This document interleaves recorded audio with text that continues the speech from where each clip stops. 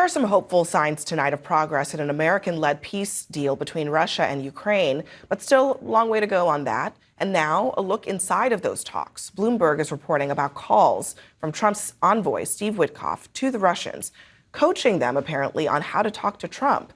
The White House is defending Witkoff and the conversations from backlash, including from some Republicans. Congressman Brian Fitzpatrick is one critic of this strategy. Quote, "This is a major problem and one of the many reasons why these ridiculous sideshows and secret meetings need to stop. Allow Marco Rubio to do his job in a fair manner."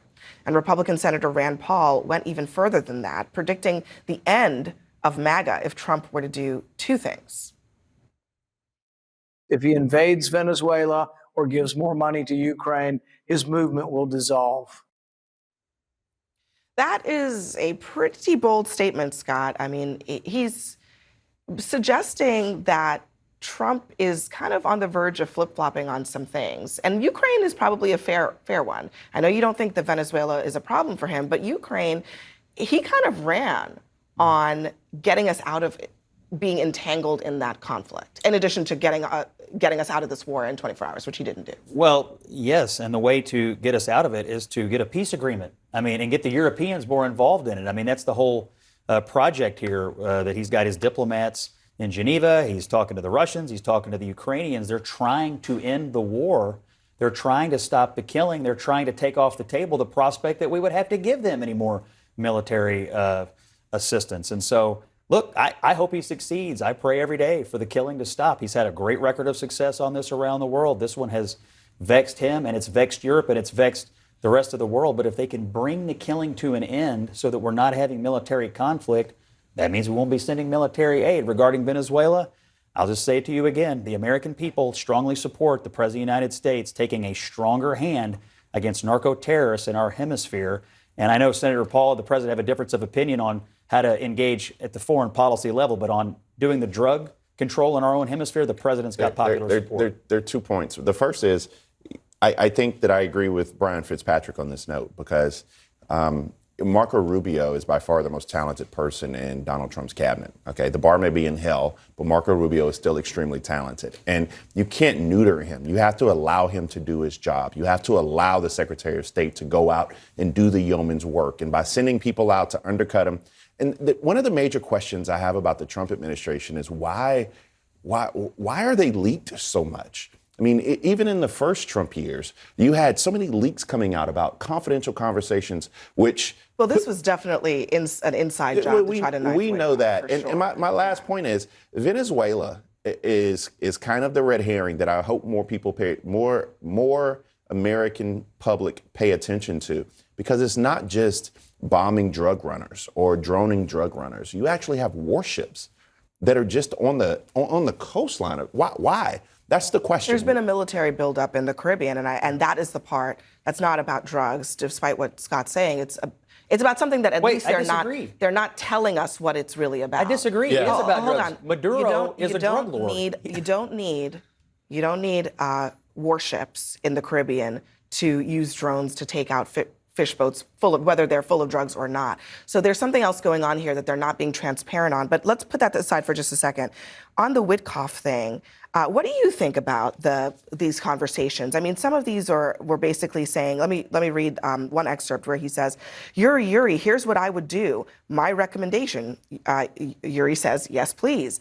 I would make the call and reiterate that you congratulate the president on the Gaza achievement, that you supported it, that you respected, that he's a man of peace, and that you're really glad to see it happen. So I would say that. I think from that, it's going to be a really good call. And he says, okay, my friend, I think that very point our leaders could discuss.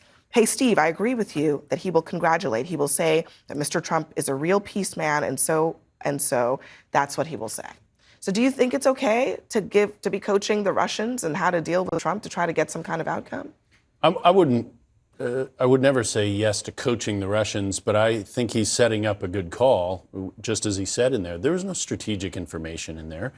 You know, it's not like this guy's a spy or something. And I'm a little surprised to hear Bakari's comment about the leaks. I actually think if you compare this year to the first year of the first Trump administration, This is Agreed. This is But that day blew- and that- night. low bar there. But that blew the. You're right. I got to give you right. There were 1,002,000 leaks in the first one. There are 900,000 in this one. I just don't, by White House standards, I don't think that this Trump But administration has been leaking. I just feel like Witkoff has been a target for a while, and people know he has a relationship with Trump, and he's been useful and effective. I say that from an American standpoint in the Middle East. And Do you think it's a problem that he and Rubio are kind of supposedly doing the same job? I mean, they seem to be kind of on top of each other in this situation. So I think this is just part of the Trump management style, and it isn't traditional, and he uses other folks to do jobs. I can tell you when I was at DHS, when I was in the Oval Office, I'd end up in conversations on a lot of widely disparate subjects. And that's part of how he manages. It has strengths and it has weaknesses. But I will say, in the record of achieving peace, there isn't a human being on planet Earth who has gotten more peace agreements than Donald Trump. And the number, of course, he needs to get the peace prize that he wants is one more than he ever gets. He's never going to get it. But I do think there are big reasons why. I do think that you're threatening soldiers in Nigeria. You're threatening. Let's talk about what Abby had talked about. I mean, like there's warships in the reasons Caribbean. why. The warships in the Caribbean. That's a hell of a lot of leverage if you're Maduro. And we You have can all talk national about guardsmen whether in American cities. There are a lot of reasons you're not getting a peace agreement. Well, he's gotten more all around the world, and you can't meet my challenge. You can't name anybody who's gotten more peace agreements signed around the world. A peace agreements, you know this as Attorney General. Sometimes when you wrote an Attorney General opinion, when you were Attorney General of Virginia, they meant nothing more than the paper they were written on. These peace agreements, we see peace agreements all the time. We just saw it in Israel and Gaza. And what happened the next day? You had accusations. The hostages came home. That's what happened. You had accusations, though, that the peace agreement meant absolutely nothing, and you still had bloodshed the next day. And so, yeah, the hostages came home, Bakari. I am excited that the hostages came home. You said what happened? You said it's not worth the paper it's written on. We got the living hostages back. Does that not mean anything to you? No, but is there still bloodshed?